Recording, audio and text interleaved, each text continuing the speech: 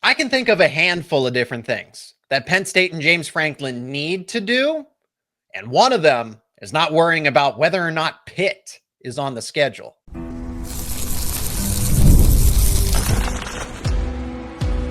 You are Locked On Nittany Lions, your daily podcast on the Penn State Nittany Lions. Part of the Locked On Podcast Network, your team every day. You are locked on to Penn State football, and as always, thank you so much for checking out another edition of Locked On Nittany Lions. My name is Zach Seyko, and I am your host of the show, credentialed media member for both Penn State football and Penn State wrestling. Today's show is brought to you by FanDuel. Right now, new customers can get $200 in bonus bets when your first $5 bet wins. Friendly reminder to put your thoughts down in the comments section, be a part of the conversation. Talking trap games for Penn State, which opponent is most likely that one to trip up a Penn State team that's contending for a national title. Our noon kickoffs, okay. They're okay.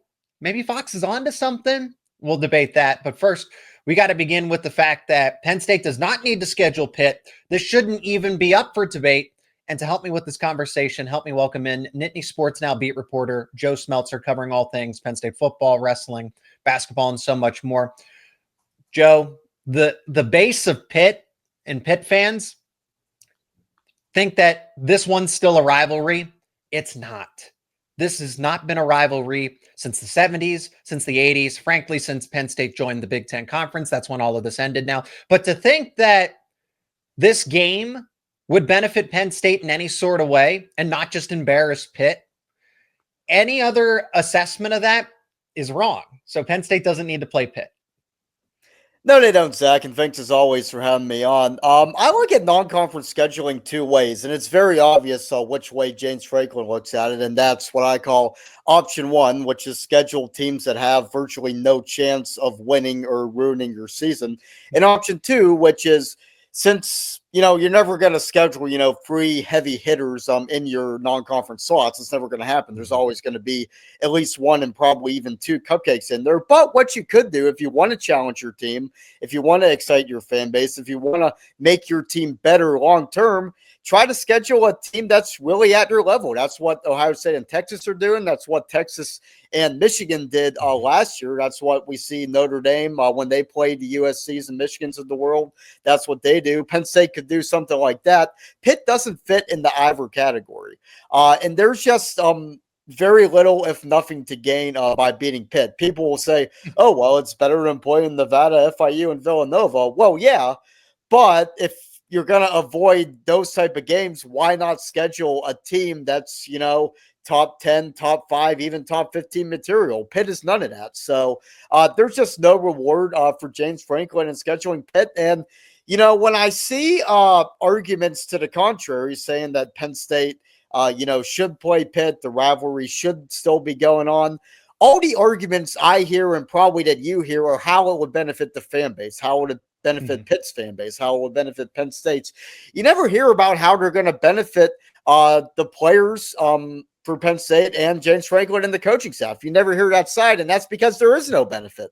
And even to an extent with Pitt's players, obviously Pitt would be excited to play Penn State, but a lot of that is because of where Penn State is in the rankings as opposed to where it is geographically. And what that means is that, there was once upon a time when Pitt would get a lot of local players from the WPIAL. Penn State would get a lot of local players from Pittsburgh and elsewhere in Pennsylvania, and that's part of what made the rivalry great. It really isn't that way anymore. Since Pat Narduzzi's become the head coach, Pitt has emphasized recruiting some untapped talent in big football states like Florida.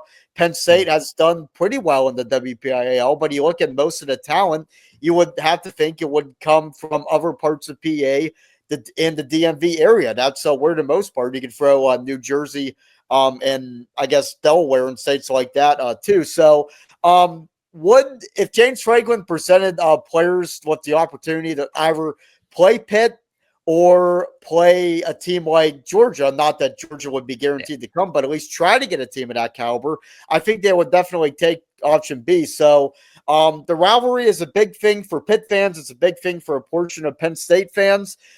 Is it big for James Franklin and the players?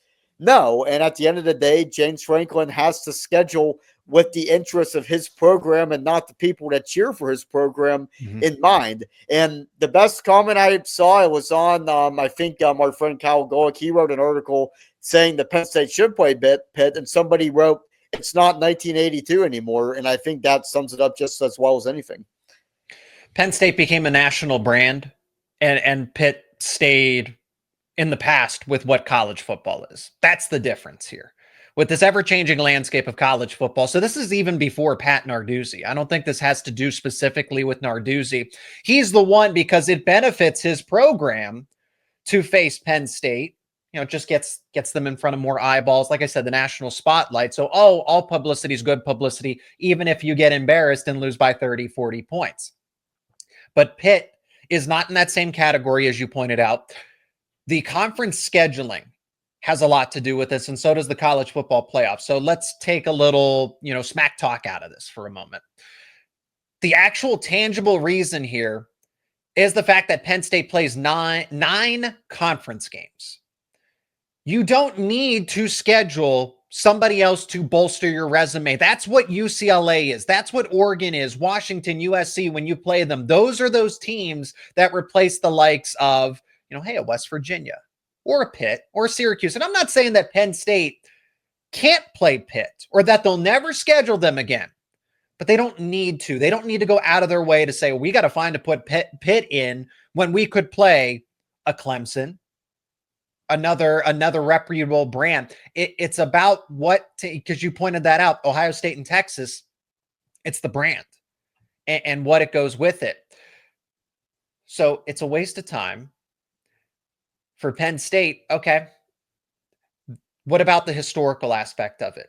Because Pitt will be in the rotation. You saw West Virginia have that home and home with Penn State.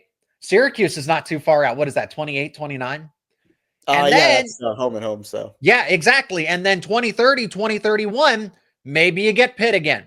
Maybe, but they got to wait their turn. They are not special, and they did not adapt with the times. That is the reason for this. This is not 1970 and 1980 anymore. Penn State dominates the state. If there was this back and forth tug of war battle for control, for dominance over Pennsylvania, where recruiting implications and all these other things. Hey, that's Pat Narduzzi's choice to go down to Florida for a priority in his recruiting, because he's practically given up on the Pittsburgh area and West Virginia. And Joey Porter Jr. just talked about that in an interview, that Pitt doesn't recruit their own part of the state. So for Penn State, it's easy.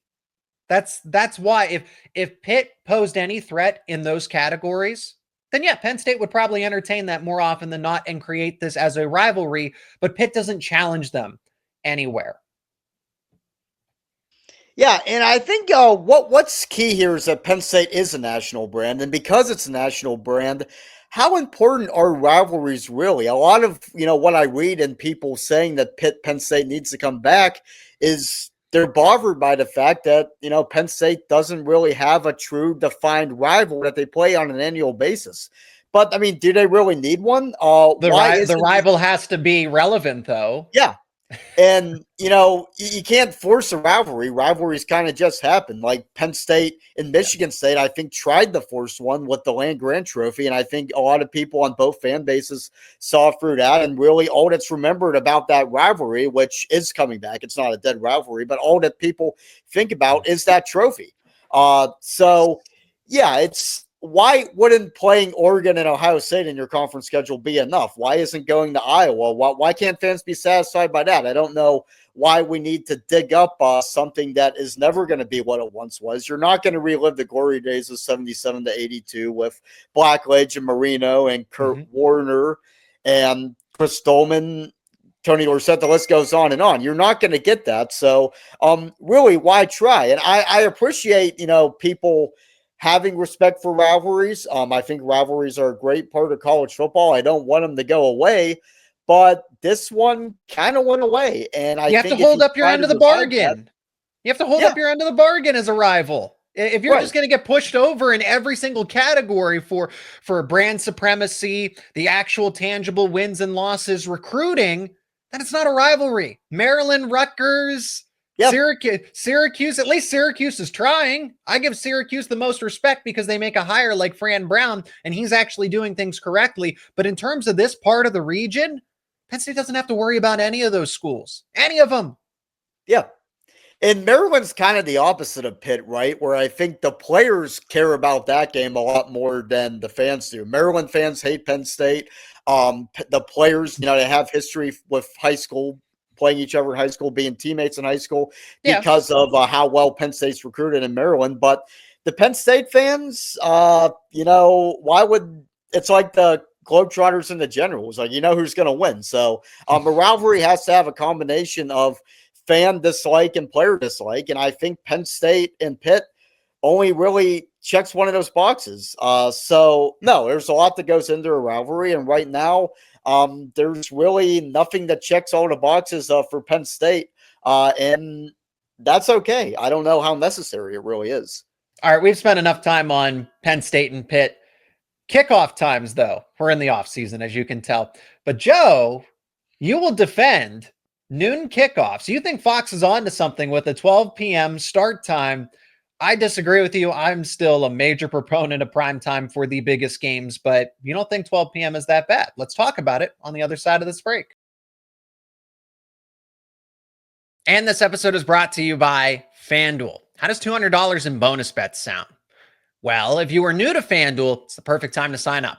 Head over to FanDuel.com, place your first $5 bet, and if it wins, you will get $200 in bonus bets. That's right, $200 in bonus bets to use on the NBA playoffs that are still going on, the two final teams with the Indiana Pacers and the Oklahoma City Thunder. If you're looking for lines for the game one, posted on FanDuel right now. The Pacers are 9.5-point underdogs, plus 330 on the money line. Thunder, minus 420 on the money line. The total is set at 230.5. And yes, those $200 in bonus bets can be used on this final series. So head over to FanDuel.com. You can also bet on Penn State football, even in the offseason. Do you think they'll have more than or less than 10.5 wins? Those lines are posted over at FanDuel.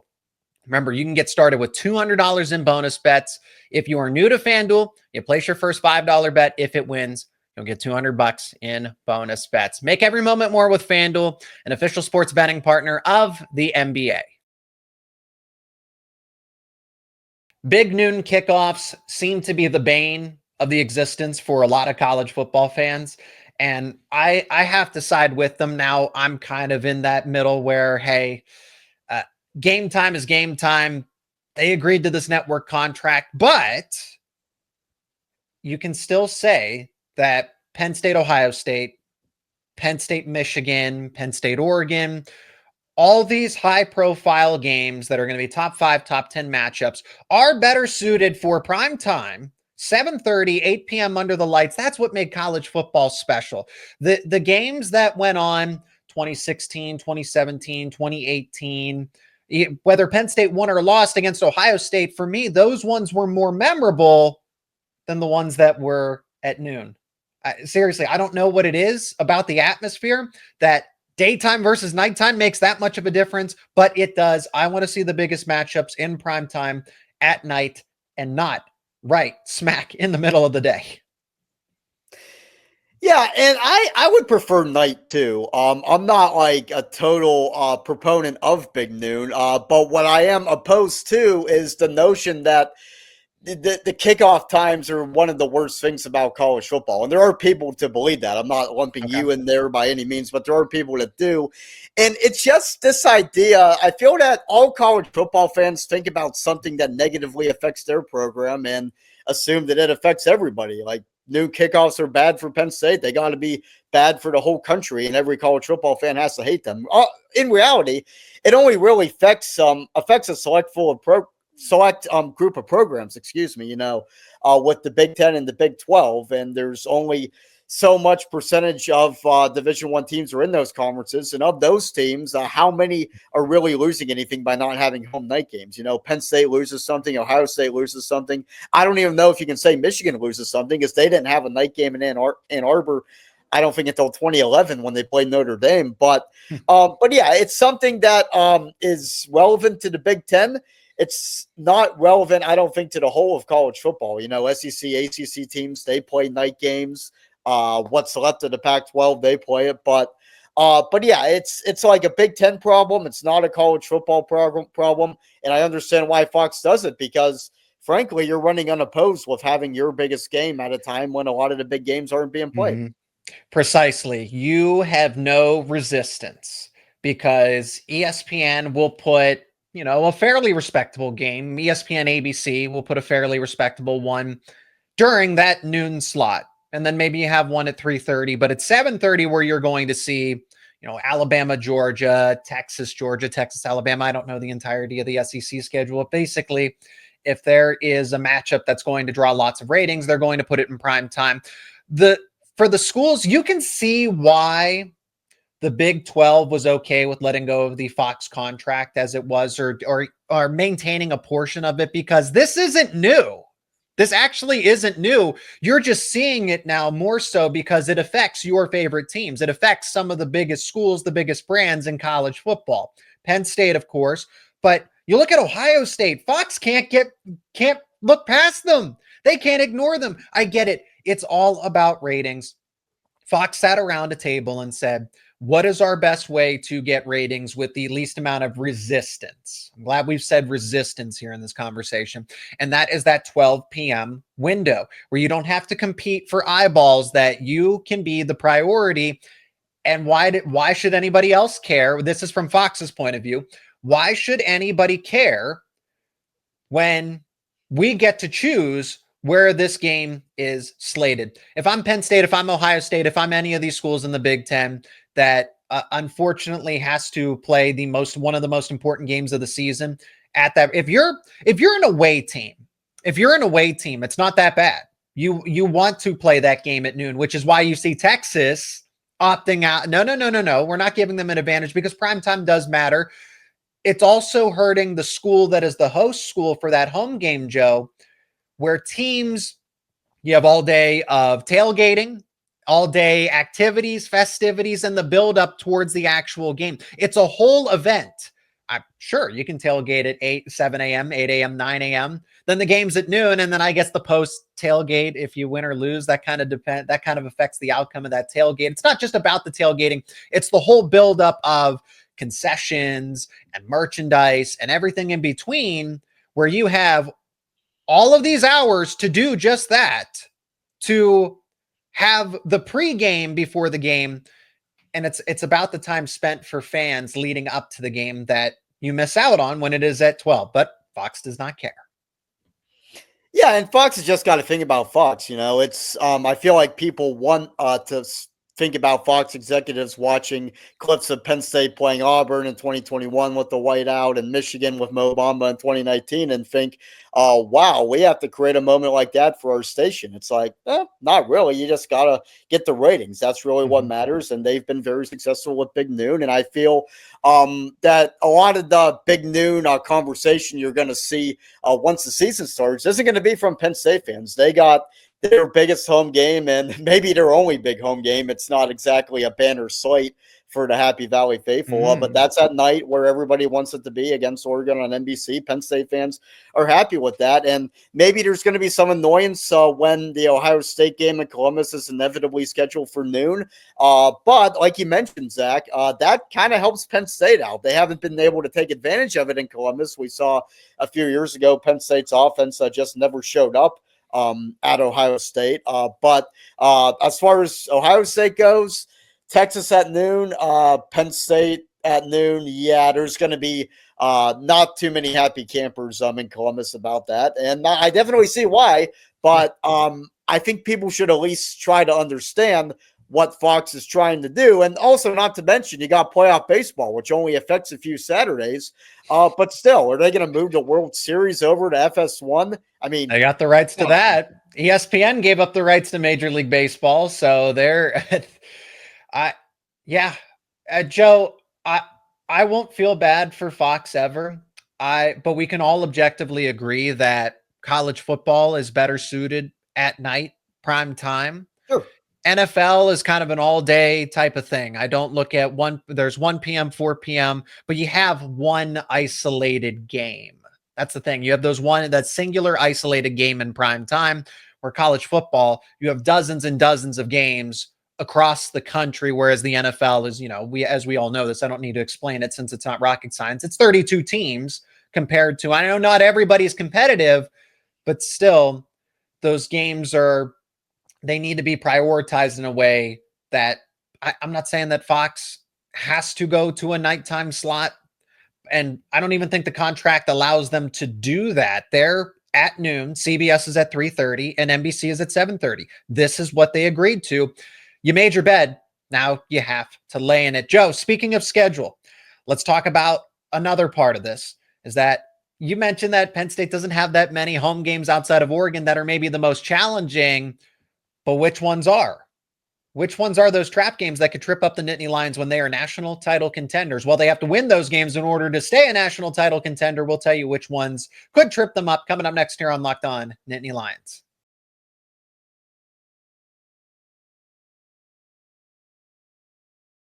Joe, there's actually a number of trap games potentially on this schedule. Now, I think Penn State's good enough to handle them, but that doesn't mean that quietly these opponents aren't going to sneak up on Penn State or frankly anybody else. And it's also about timing. I look at UCLA right after that Oregon game. You're not going to have the same juice. And then you got after the whiteout game, after you play Oregon, and I think Penn State, I will go on the record now, and I've already said it. I think they most likely win that Oregon game. I feel confident about that. Penn State should be favored in that game, and now they get to win that big game. Then a week later, you got to fly all the way across to Los Angeles to play a lowly UCLA team. Nico Iamaleava, I don't care that he's the only guy that I'm worried about on that UCLA team at this point in time. As I do more research, I'm sure that'll change. But there's a big stark difference between playing Oregon in the whiteout versus, you got to fly all the way across the country to play UCLA. So good luck getting everybody's emotions similarly juiced up for Oregon as you do with UCLA. Iowa, of course. I wouldn't look past Nebraska at the end of the season. Fortunately for Penn State, that is a home game. But I think as Dylan Raiola plays more football, that team, that offense will get better. They'll be a little more in sync. They'll have better chemistry. Better footballs ahead for that group. That's a young nucleus for Nebraska. And I could say the same thing about Michigan State, and you got to play that one in East Lansing. East Lansing, Aiden Childs, Jonathan Smith, same thing. New coach, new direction of the program, young quarterback. Those are the games that I isolate and say, Penn State's got to be careful that they don't overlook this one. Yeah, I would probably agree with you that UCLA is probably the one I'm looking at because of everything you mentioned, playing Oregon, either you get a big win and your confidence is too high, or you lose. And how do you shake that? How do you get ready to fly across the country to play a team that's much inferior the next week? And yeah, I think that the good thing as far as Penn State goes is James Franklin doesn't lose to underdogs. It hasn't happened since 2021, and there's really no sign to point to it happening anytime soon. But on the flip side, maybe they're due to lose one. I'm not saying they are, but, crazy stuff happens in college football all the time. James Franklin has a great appreciation for that, and Penn State's going to fall victim one day. I don't think this team will be the one to succumb, but everybody has a due date, and we'll see, when Penn State's is. Another interesting one is Indiana at home.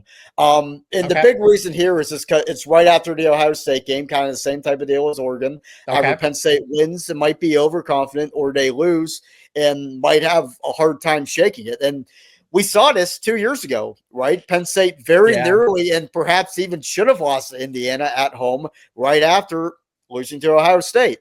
And that was a bad Indiana team. This is at least a good Indiana team.